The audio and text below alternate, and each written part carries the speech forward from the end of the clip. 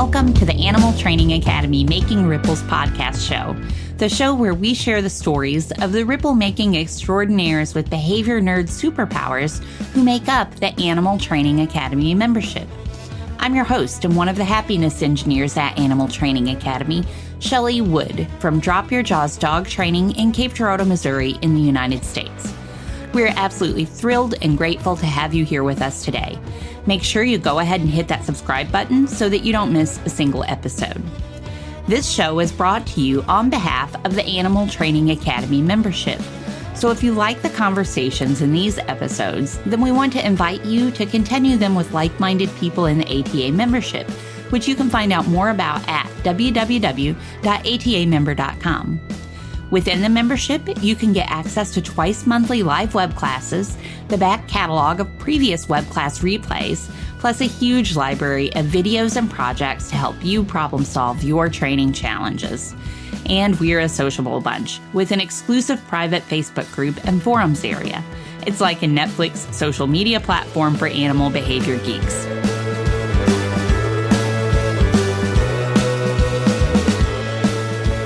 Today we welcome Whitney Buchman to the show. Whitney received his bachelor's degree from Iowa State University in Animal Ecology with a specialization in animal care and a minor in biology in 2005. From there, he became a lead animal keeper at the Kangaroo Conservation Center in Georgia. In 2009, he moved to Garden City, Kansas for a zookeeping job at Lee Richardson Zoo.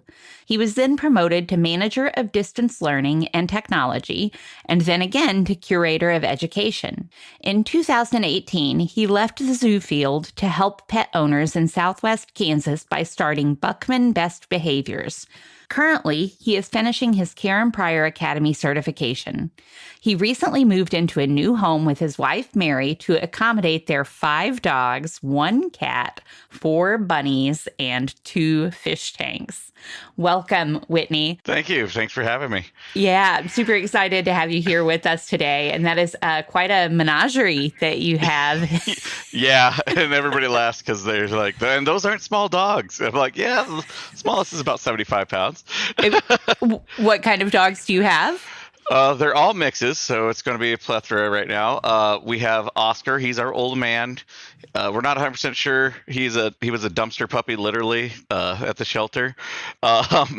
And he's either a Lab Dane or a Lab Doberman or a Dane Doberman kind of cross. We're pretty sure Labs, though, in him. And then from there, we have Xanadu, and she is a German Shepherd crossed with Malinois, Belgian Malinois, from the police working lines. And then we have Greywind. He is a Great Dane Husky cross that we acquired because somebody realized that they couldn't take care of him, and I fell in love with him. So I was like, yes, he comes to our house. And then recently we had a client. I had a client that had their Belgian Malinois was attacking their girlfriend's husky, and at the second session I realized what it was, and I said, well, it's biological. And then he said, what do you mean? And I said, when did they breed? She was just tired of his advances, and my crazy brain went, Husky Malinois crosses? That intrigues me. So then we got the 2 new pups, and they are named Inuyasha and Sesshomaru, which if people like anime from like the early 2000s, they would know that reference. It's 2 demon brothers in a show, so we decided to get those 2 named that way. Yes, not small dogs indeed. No. And all very low energy. Oh, sure. Obviously. So plenty of large dogs and lots of other critters in the home too. So hopefully we'll get to hear a little bit about some of these animals today. It sounds like you have just a ton of experience in animal training, animal education, and now with your own business. I'm hoping you could start us out today by sharing a little bit about your journey into animal training, maybe some stories about some of the animals who you've worked with. We were talking about that before the show, and first I said sharing some stories with the animals you've worked with, and you said that might be about how many did you estimate? So especially like I didn't really ever add it up, but now with the business, I kind of add it up because it's in a spreadsheet. And then I was looking at various animals that I worked at the zoo. So I'm probably between 1,500 and 2,000 in my life now, which I think it's funny because you say I have a lot of experience, but I never feel that way, which seems to be very common in our field, is that whole imposter syndrome situation. So I always feel completely inadequate at every session, and then I rock it out. But it just at the beginning, I always feel like I'm going to walk into something that I've never experienced before. And I'm like, oh, I've experienced this like 80 times. I'm sure a lot of listeners can relate to that feeling of imposter syndrome. I know that I certainly can, and I think that many others do as well. But yeah, we'd love to hear a little bit about how you got into animal training, some stories of some of the animals that you've trained, and go for it. So my career, honestly, it started when I was very young. I basically said I wanted to work in a zoo from age 3, and my family really dug into that because of my love for animals. So they supported me kind of going that route. Although I always laughed because my grandparents, the only animal job that they could think of was veterinarian. So they just wanted me to go to vet school. But the rest of the family understood what a zoo was. So or zookeeping was. And I eventually did do some worked in the Explorers program at the Henry Dorley Zoo in Omaha in high school. And then when I went to college, I did a lot of time working with wildlife rehabilitation because the degree that I had required me to have at least 400 hours of experience with wildlife or with either an internship or at the wildlife care clinic that we had at Ames, Iowa. And from there, I moved to Georgia. Now, my very first start of training, I should say, go back to the high school time, was with 4-H dog training with my dog Tippy. We put her into that program when she was about 8-ish, and she was they called her the most aggressive one. Looking back, though, obviously, I realized what it was they were all about alpha roles and things of that nature, and she was not about it, and especially in a interesting situation. But they thought that I had to do that to get her to listen to me. So obviously that means I'm a crossover trainer because I was trained more traditionally, even though I didn't like it. In fact, actually back then, I was just thinking about this morning. I never did the advanced training program because one of the things that they required was like they'd have to be able to grab a dumbbell on command. And the way that they would get them to grab the dumbbell was they'd pinch their ear until they yelped. And then when they opened their mouth, they'd put the dumbbell in. And I could just never do that to my dog. The alpha thing that they were making made me feel uncomfortable as it was. So, but anyway, let's fast forward. I eventually go to the Kangaroo Conservation Center, and there I got promoted to the lead animal keeper position. And then eventually I wanted to come back to the Midwest, so we did. And I came back and worked in kind of with education animals and birds at the Lee Richardson Zoo as what's known as a swing keeper, or where basically I was covering 2 areas for the days off of the primary keepers in those areas. And then the position opened up in the education department with the manager of distance learning and technology, which I was like, my side interests. I'm a big nerd, so I love gaming and video games, and I build my own computers as a hobby. And I was like, oh, this actually sounds perfect. I get to train all the education animals, give distance learning programs. So basically it's like the zoo in school programs, but projected into the classrooms via the internet, which made me laugh when the pandemic hit because everyone's like, what's Zoom? And I was like, I transferred my zoo to Zoom like 5 years ago. But so then I got that position, and then a few years later, I eventually did get promoted into the curator position. While there, I was very proud to start incorporating more cooperative care with our education animals. A lot of old school zoos I shouldn't say old school, but it's your feel pressure, and in general, it's just how it's always been done, where they just would grab the education animals, put them in a box, and then take them out at the other program. So even with our chinchillas, I started a program where I'm like, we're not grabbing them out of their cage anymore. So we trained them to go into their crates on their own. The stress levels dropped dramatically. There was one that was having issues where it was getting a bald patch, which is a sign of stress in chinchillas because they release their fur when they're to get away from predators and things like that. So, but once we started doing that, the hair started growing back. Everybody was much happier. We started working on cooperative care with our doves and our parrots and things like that. And then I had an owl that was I loved taking.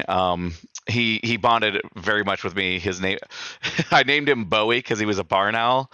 And if you ever seen the movie Labyrinth, David Bowie turns into a barn owl in that movie. So I named the owl Bowie after him. And then he and I worked programs for many, many years. And we did small, short flight sessions, obviously tethered, so that way he didn't go off. But we'd do all sorts of behaviors in the class, and he adored me, and everybody knew that. So it was a very fun aspect. Now, during this time, I was also working on the side as a dog trainer. I was using more kind of the quote unquote balanced methodologies initially, and I always thought it was interesting. Eventually, what happened was I was training animals at the zoo one way and animals in the dogs and the programs another way, because we have those antecedent issues. And eventually, finally, something broke down my antecedents. There was actually two things that actually came to a head that incorporated that. One, I went to a workshop at the AZA conference one year. I can't remember which year, probably long ago, 2015 maybe, in which it was Susan Friedman and Steve Martin were doing a workshop, and that helped me kind of start breaking down the barriers between my minds. And then that was the happy side. Then there was a less happy side. We had a dog named Lady. She was a Rottweiler German Shepherd mix, and she developed quite a bit of aggression. And I was using the techniques that I was taught before with that, which involved a lot of punishment. And unfortunately, it did come to a head. Excuse me. We did have to do behavioral euthanasia with her because it just became life-threatening to some of the animals in our home, and at that point, it just became a problem, very much a problem. We got it under control. We'd get it under control. Then about 6 months later, or if anything changed in the environment, such as if we went on vacation, something like that. So we ended up choosing to euthanize her after that, and that was a big shock to my system. And then after that, I actually switched my gears on research. I feel now like I'm pretty much an aggression expert for my area, but I kind of had to go through that. And one of the reasons why I switched gears also is because I didn't want others to experience that. Thank you so much for sharing about that with us. I also had, after Lady and kind of during Lady, we also acquired Xanadu, who's behind me. She's the German Shepherd Malinois cross, and she was with a client, and they hired me for aggression, and I basically switched her to all positive because I viewed her issues as a fear-based situation. And I can't remember how many bite incidences she had, but I think she was 6 months old and had at least 20 bite incidences already that were at least Dunbar 3s or higher on a few people. But eventually she was banned from all the vet clinics and boarding locations. So the person I was working with started asking if she could stay with me because I was the only one who could handle her. And and whenever she was at my house, she was calm because I was basically using positive reinforcement with a little bit of it was still rough. Let's call it rough around the edges those years with the positive reinforcement training. But so eventually they gave up because they realized their lifestyle just wasn't good to have a Malinois German Shepherd, and they actually had two. So one came to us, and the other, because my wife fell in love with Xanadu, and I said, okay, but you haven't seen her scary side yet. But ever since then, she's actually done really well. We've taught her to redirect. We can now have people over at the house where she chills.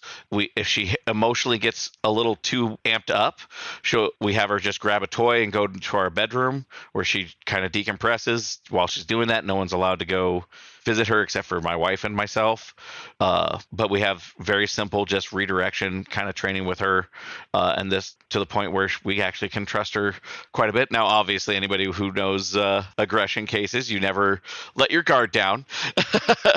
But she does a very, very good job with all sorts of people at this point.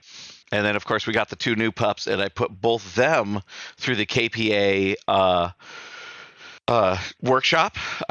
We got them at the same time, and they were 6 months old when I started the workshop, and I did the program for both of them in case one didn't turn out to be a good personality to take to the workshop, which was a good thing because Inuyasha was the primary. And then he decided, you know what? I don't like visiting places. And I was like, okay, buddy, then you don't have to. And luckily his brother is completely the opposite on that personality. And I think that brings us up to today. Thank you so much for sharing all of that with us. Thank you especially for sharing some of your personal experiences, for being vulnerable and brave, and sharing about some of your journey and your evolution as a trainer, as well as some things that you have gone through in your life. So I appreciate that. You mentioned some things that I was going to ask a couple questions about. I didn't really know exactly what they were. Now, I know I have heard of the Explorers program before, but I'm not exactly sure what that is. The Explorers program is basically a program, I believe it's run by the Boy Scouts of America, but it's not meant for just boys. It's not the primary Boy Scout program. What it is meant for is bringing high schoolers and hooking them up with jobs that they would be interested in. So there's an Explorers program for police and things like that, and you go with ride-alongs and you learn about the career kind of thing. So with the Explorers program with the Henry Dorley Zoo, we do these basically months. It was many months where we'd go every weekend, and then at the end of it we'd do some shadowing and help out and volunteer at the zoo as well. What a great opportunity. I mean, it sounds like your life has just been full of learning about and from animals since you were a child. Yeah, very much so. I was upset. It was funny because initially I apparently was allergic to animals, and they were very worried about it because every time there was a dog or a cat, I just would constantly have it attached to me or laying on it or on me. But then apparently I had the type of allergy where you can either get used to it or grow out of it or something. So thankfully that happened. Another question that I had as you were sharing all of the different very interesting careers that you have gone through and the different places that you've worked. You mentioned working at the Kangaroo Conservation Center in Georgia. I assume that's Georgia, yes. United States. That is, yes. It no longer exists. The owners basically retired, and the kangaroos, I know where a few of them went. Obviously, they've all passed away since then because kangaroos generally get 10 years, give or take, is usually a good lifespan for them.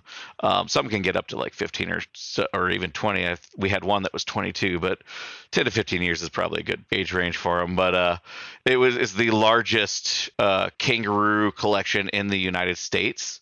And one of the things that they specialized in was they actually got bloodlines from a lot of the captive populations. So we had European and a bunch of bloodlines to help basically diversify the bloodlines within the U.S. population. So that way you avoid inbreeding, things of that nature. But yeah, that place had about 350 kangaroos, a number of species. We had I think we had about 15 macropod species, ranging from little tiny bettongs all the way to the 3 big ones, which were the red, the eastern gray, and the western gray kangaroo, which I worked there so long that I eventually was able to identify individuals just by their face, and then also I could tell which ones were related just by the way they looked, because you see the same animals every day for that long. But yeah, I still am proud of the fact that I can identify the difference between an eastern gray and a western gray kangaroo from about 300 yards away. Very interesting. And it sounds like the organization had an interesting mission as well. So, Yep, yep. pretty unique place to work. You mentioned too in the one of the zoos, I think that you were working in. You talked about cooperative care kind of becoming a passion for you, and mentioned teaching the chinchillas to crate and that sort of thing. Do you have the opportunity now? I know you said you're kind of the local aggression expert, but I wonder if you have the opportunity now to work with folks with cooperative care at all. Yes. So I mean, especially with where I am, it's a very unique situation because I feel jealous sometimes when I hear people talk about, oh, I just go to the veterinary behaviorist or I do this or that. And I'm like, the nearest one to me is literally a 5-hour drive. Like that's it. If you can, and that's if you can get an appointment. I'm in the most rural section of the United States by a lot of studies. Basically, they decide like how close are you to another population of 70,000 or more. I think the closest to us is 3 hours away. So we always end up on the list of most rural. So I kind of have to fulfill a lot of hats. I always refer any medical to the veterinarians, of course, but when it comes to behavior, I basically have to kind of run the gamut because I'm literally I'm the only game in town, and there are other trainers nearby. I've been finding since I switched into this career that they come and go, maybe 6 months to a year, and they're gone. So I don't even have enough time to get a real relationship or feel for how they do things. And as far as an R plus trainer, I'm the only one within like a 200-mile radius. I cannot find any others that are an R plus trainer near me. But at the same time, my success rate is growing so much that I am doing fine as far as my business is concerned. But yeah, so I do a lot of cooperative care. And the thing is, I usually present it to my clients because they're like, oh, they hate this or that. And I'm like, you realize we can work on that. That's a doable thing. They're like, you can? Like, yes, let me show you. So yeah, I do a lot of cooperative care. In fact, actually, this week I'm working on 3 clients with the on button behaviors. Have one with 3 Chihuahuas, and we're getting a box about chin level, and they just put the chin there, and we're just getting to the point where they put the chin on, and we put some type of aversive-y thing, not necessarily like a bad, but just like, I'm going to reach and touch your butt. And every time you do that, you'll get a treat, but it only happens when you put your chin there, and they're starting to figure it out. So we're working on a few different things like that. The eventual goal with them is to allow for some nail trimming and grooming situations. That's wonderful that you get to work on those kinds of things and help introduce people to those concepts of being a little bit more cooperative with the animals we share our lives with.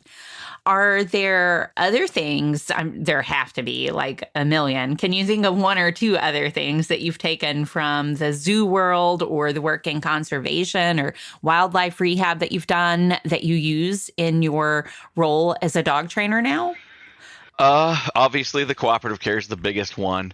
I'm trying. So it's funny.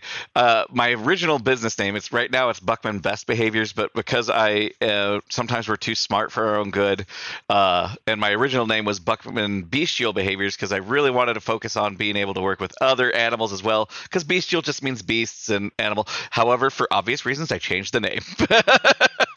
But so I still get parrot clients and things of that nature. In fact, one of my clients I was real proud of. Now, I couldn't work with them directly. Every time I came in to the house, the bird shut down. It just was not used to having visitors because they got it was it during COVID? I can't remember. They just didn't have enough guests for that cockatoo to really be happy about things and strangers. So I would look at the setup that they have, and we would discuss things in person. And then I would set up some assignments, and then I had them record their training sessions and send them to me, since my presence basically caused the bird to just shut down. And what was going on was the owner, the husband, was the last one to leave every morning, so he had to put up the bird, which was turned into a catch up and put in the cage. However, I was able to turn it into, okay, we're going to target train, and then we're going to teach him to go in to shift into the cage. So it's just an ask instead of a grab up vastly improved the relationship between him and the bird, which was really stressing the owner out because they love that bird and they felt bad making him hate him, if you will. So that helped. And also I've had a few cat aggression situations that my zoo training with larger felids, but very similar kind of drives and things like that have helped. And also sometimes just thinking outside the box. There's so many times in the zoo world where I'm like, okay, what are we doing? Because we just got this weird setup and we have no other options but to deal with it. And going, hey, why don't we do a targeting to make the dog just touch its head and position itself over in that corner of the room, kind of the cooperative care thing, but it's just a physical target in the room kind of deal, so that way they have something to deal with and when like something goes awry with that whole differential reinforcement kind of stuff. Great examples. Thank you for sharing that. And I especially appreciate the idea of thinking outside of the box, being creative and thinking outside of the box. One more question before we kind of move on and dig into some training stuff.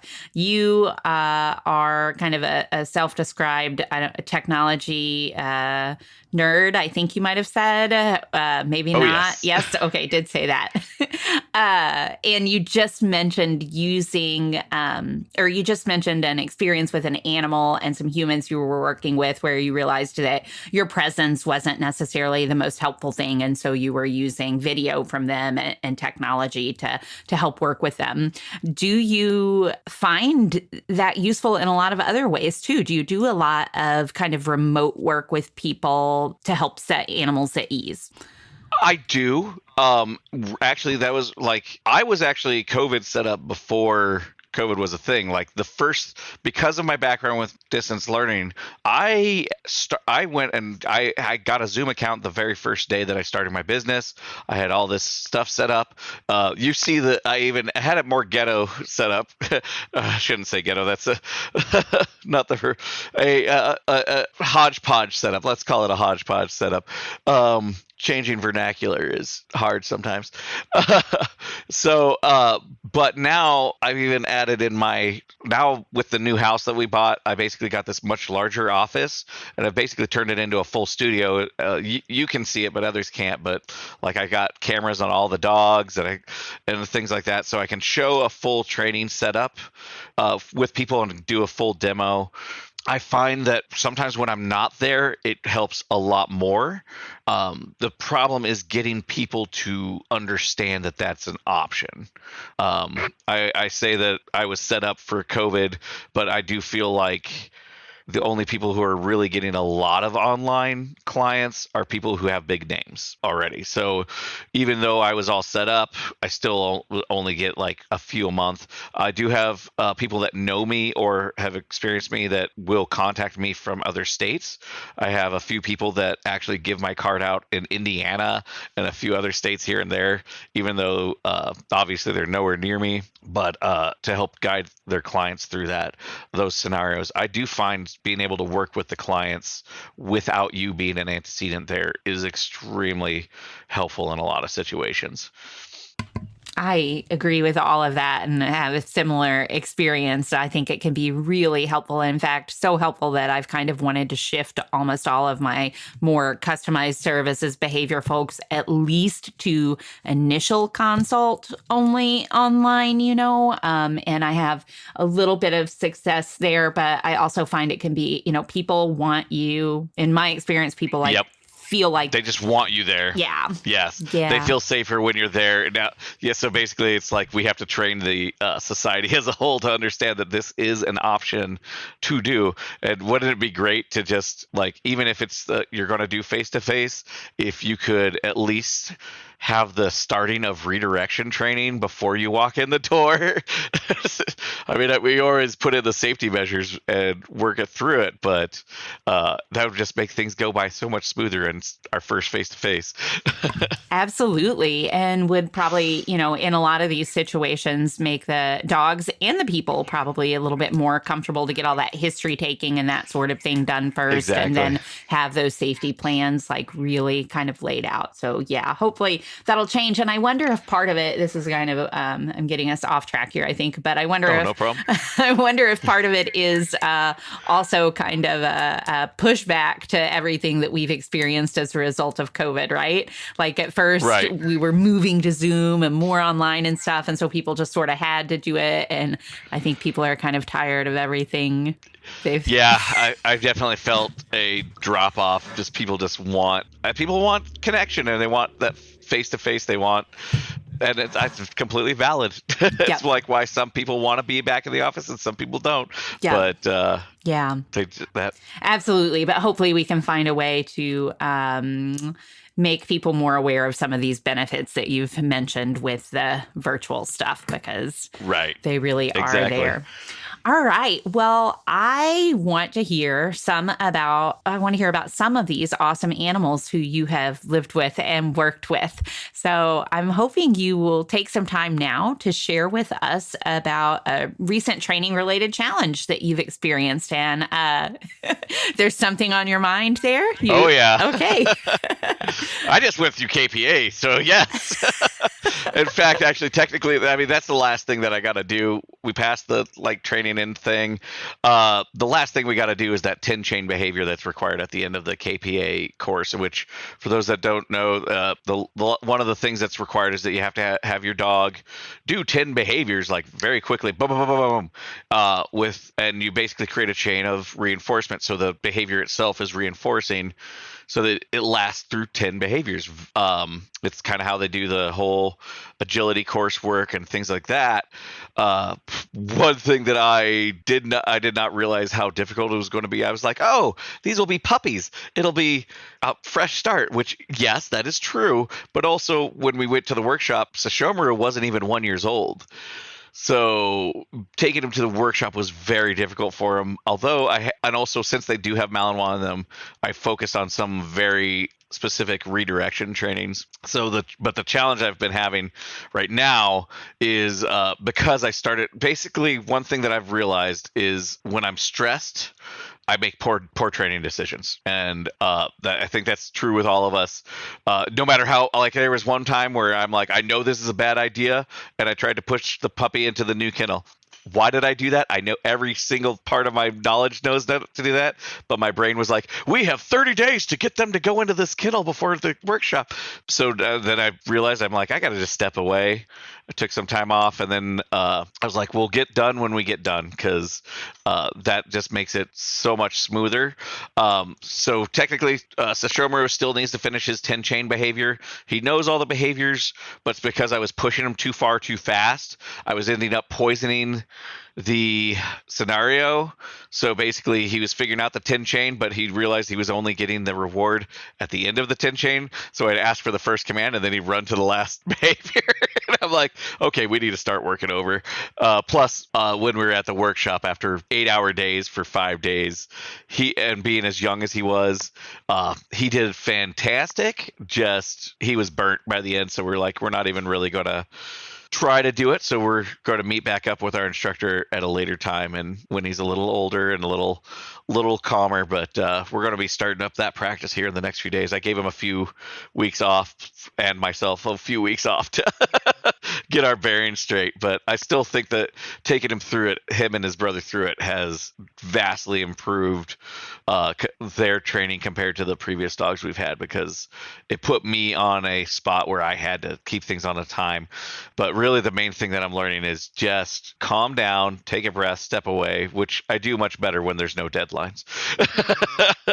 I really appreciate you saying, sharing some of the things that you've learned there, like the we'll get it done when we get it done sort of thing. I think you said that's seems really valuable, because I know that sometimes for me, sometimes when I have a goal in mind, a specific goal like this 10-part chain by such and such date, it becomes very tempting to just try to make that goal happen and start shifting or focusing just on that instead of on the process so much.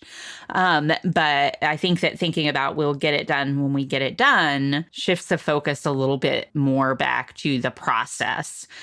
What have been some of your favorite things about the process of going through the KPA training that you and your dogs have gotten to experience together? Whether it was in the training at home that you were sharing like some live videos of with people, or at the actual workshop.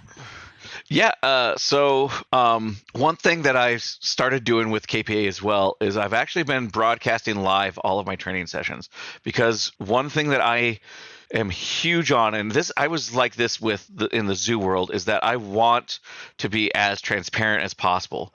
One of the frustrations I always had reading training write-ups, like there'd be this the American Association of Zookeepers, AAZK, and they'd have these little pamphlets that would have like little, hey, this is our process that we went through with Animal X, right?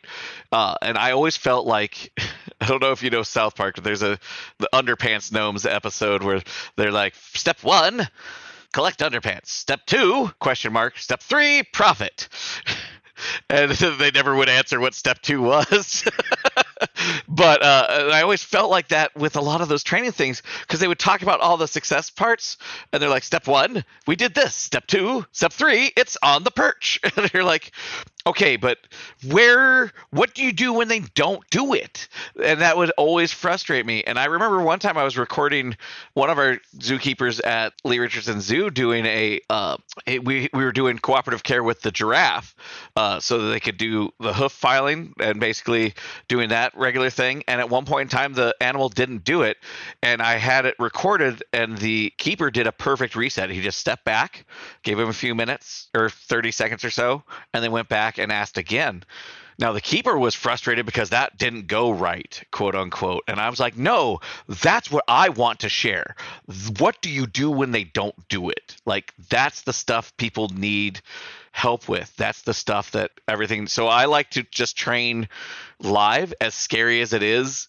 And even I am scared and frustrated every time. And even now I've been doing it I did it pretty much every day, or at least every other day, for almost the whole 6 months, just training my pups.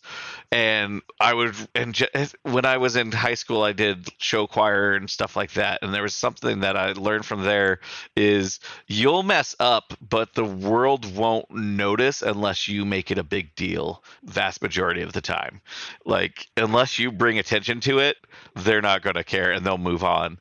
And that's how we need to realize, if you make a mistake, maybe there's another trainer going, oh, I see that little error, but if you just keep moving, going on, work with the error, it goes so much smoother. So I've been doing all those live broadcasts of our training sessions, and I've run into a number of scenarios where I had to completely adjust with these little guys. So that's been one of my favorite things. I've also been enjoying trying to get certain behaviors and then getting some other ones that I thought were cuter.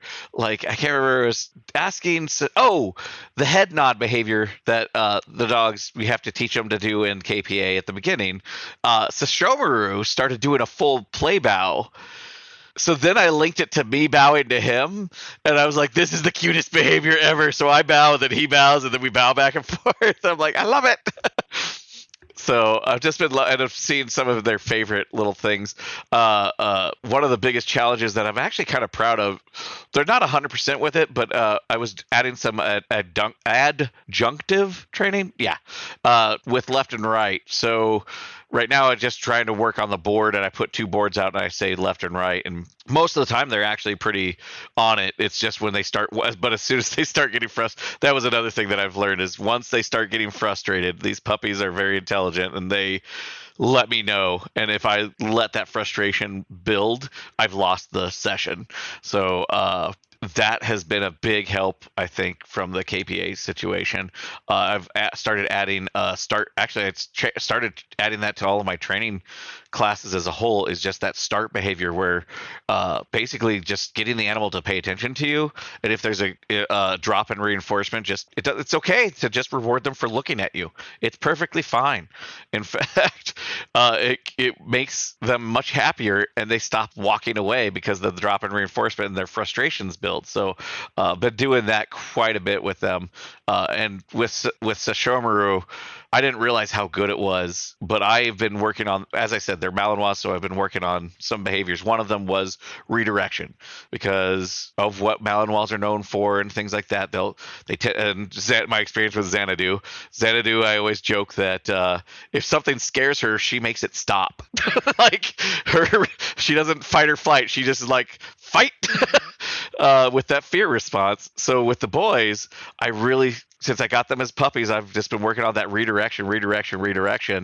And what they do if like another dog comes up, they just like plaster into me, which is exactly what I want them to do. I don't want them charging towards that stimulus.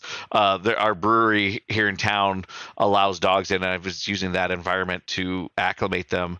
And multiple times, anytime they get freaked out, he'll just like yip and then like plaster right against my side. And I'm like, okay, then yes sir, we will redirect and go somewhere else for you.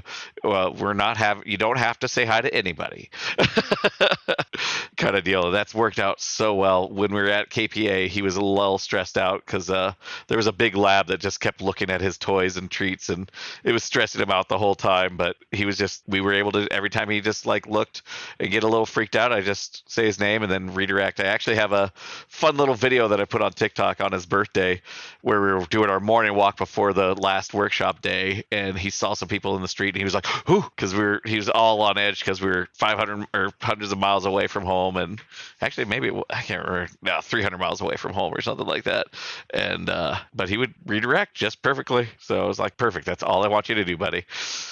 Well, I was totally inspired by your live sharing of those videos, and I haven't seen any in a while, so I don't know if that's just because I've happened to miss them or if they're still... Nope, that's just because I literally haven't been trained. Between KPA workshop and then our roommate moved to Michigan, and I helped her by driving this trailer out that way. And so basically, literally, there was like 3 weeks where I just wasn't home, and now and then my setup's been a little wonky. So if you're not seeing it, then I'm probably not doing it. Period. So I'm actually hoping within the next, actually maybe today, I actually have a day off, because that was the other factor. With all that time off, I had to like cram a bunch of clients in, because the joys of owning your own business is you don't get paid time off. Because if the income's not coming in, then it's not coming in. So I had to make up some of that time, and but my schedule's now normalizing out, so I can start spending time with the pups again.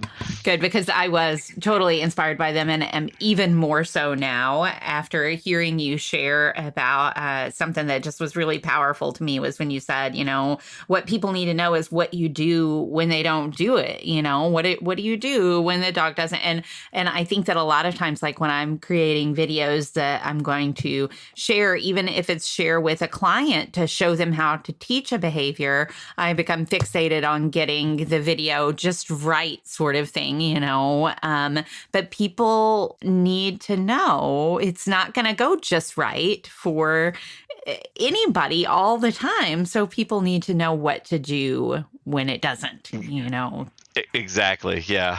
I think, everyone has that perfectionist kind of style in them. And I feel like the animal training community has so much perfectionism in it that people forget that, and everyone's very paranoid. Because what was it? The old joke. I think I heard Steve White say it in one of the ATA podcasts, which was, "What can two trainers agree on? The third one's messing up." Like, I think that adage, and we need to get out of that mentality, because I think also that will help share more within the training communities if people stop judging as much and just going, "Oh, I wouldn't do that, but that's an interesting take on a situation," because you can grow a whole lot more if you watch rather than listen. I completely agree. So thank you for being brave and sharing your live training with us. That's awesome. Thank you. Yeah, maybe we'll have it today a little later. Yeah, yeah. So, I mean, I know that I follow you on Facebook and we're friends on Facebook too. So I'm not sure where I've seen, and I know I've seen it obviously in ATA, but where could people see this live training if you happen to put something up?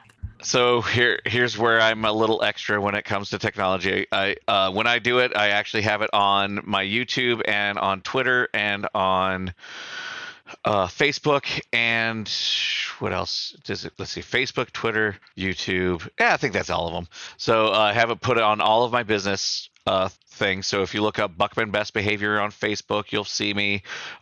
Same with YouTube, Buchman Best Behavior.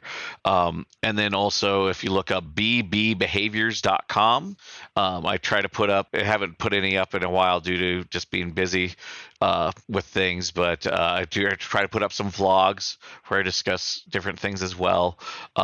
So if you look up BB Behaviors, that's 3 B's, and then you spell the rest of behaviors. It's behaviors with 2 extra B's in front of it, and then those other locations, just look up Buchman Best Behaviors. Great. And we'll have you maybe share about all those places again in a little bit here before we wrap up for folks. But before that, we would love to hear about training, something you've trained, a behavior you've trained, or a training situation that you're proud of and or that you have found reinforcing. Yeah. Honestly, my favorite thing is always getting aggression under control, and I love when a differential reinforcement scenario just comes together. There was one dog that I love, and his name is Walter, and the issue was he was very food aggressive. The husband in the house was listening and reading stuff from a certain famous trainer, and utilizing that. And he was doing things like, if he growls at me, I will alpha roll him by his food bowl. That escalated to the point where as soon as food touched his food bowl, a human could not be in the room. Like, he would chase everybody out, no humans nearby at all. So I came in, and I just remember it was a very hilarious moment, because sometimes you have this happen with a married couple. And he's just listening to me, and he's like, oh, so everything that I'm thinking about behavior is wrong. And I'm like, yes. And behind him was his wife going, mouthing, I told you, which has happened more than once in my career. And so we stopped all of that. And what I started doing was just basically, first we did the target behavior, then a target stay behavior, and then basically somebody would go to his food bowl, and if he went towards his food bowl, we would leave it alone, but we'd ask him to just leave it again, and then but he would always get this little reward. And then eventually we got to this point, and I think I have some videos of some of that training I might be able to put together and show you guys, where I don't have video of the initial, because I always am paranoid. I want to concentrate on the initial aggression, so I don't like to record that all the time if it's a really bad case, just because I don't want my attention in two places. So basically we taught him to walk away from his food and leave his food and let somebody walk up to it, pick it up, put it back down, and then he'd get a chicken, something higher value. And then eventually we got to the point where the person could actually be by his food. And then eventually people were actually able to pick up his food bowl, and he wouldn't freak out because he always got that higher value reward for doing it. It took a lot of time before we got to that point, but I even would use eventually, even with his food aggression, I started doing the bucket game, because that was when I first started that, and we got him so calm around people touching food that he fell asleep. Well, half fell asleep. He was still like, he had his eyes closed, and if you put the chicken next to his mouth, he'd like, but I was like, this is the calmest bucket game, Zen Bull, whatever you want to call it, scenario that I've ever seen. So we went from nobody's allowed near any food present to him to, oh, I'm just going to sleep while you have this bowl of my food in front of you, and we're going to be fine. So that was one of my proudest moments. It sounds like a big change that was very valuable for that dog and those people, probably. I can see why you're proud of it. Big time. Well, Whitney, thank you so much for coming on the show today, for everything that you've shared so far. And could you remind us again, everywhere folks can get a hold of you? You said Facebook, YouTube. Yep. My website is bbbehaviors.com. So behaviors with 2 B's in front of it. You can email me at my Whit Buchman, so WHITBUCHMAN at bbbehaviors.com. You can find me on Facebook. Twitter I'm not very big on, but I do post things on there periodically, usually if it's just easy to do 2 simultaneously. And then YouTube as well. You can find me on all of those locations, and I'm always happy to answer questions. Locally, I did a Ask Me Anything once a month, and I think I'm going to get back into it. It sounded like turned out a lot of people were actually enjoying that. It's really hard to know when you're doing this, so if you guys do it, just know that people are out there, even though it feels like you're talking to the void. Well, thank you for sharing all of those links, and we will link to all of those things in the show notes too, so that folks can follow you and ask you anything soon, hopefully. Yeah, hopefully. From myself, on behalf of ATA, on behalf of everybody listening today, thank you so much for taking time out of your day off to come and share with us about all of your experiences. We appreciate you doing that. Thank you for having me. I love listening to these and meeting all the various other members in the ATA community. It is a lot of fun, and it's super fun to be able to share all of the members of the ATA community with others as well. So thanks for being a part of that. We do, of course, appreciate all of you tuning in as well. And if you have enjoyed this episode and are interested in carrying on the conversation about working with the animals in our lives in the most positive, most fun, and most choice-rich ways, then as mentioned at the start of this episode, the Animal Training Academy community is waiting for you. Head on over to www.atamember.com and click on the membership button in the main menu to learn more about what members are describing as the Netflix social media platform for behavior geeks. That's it for this episode, though. Thank you so much for listening. You'll hear from us again soon.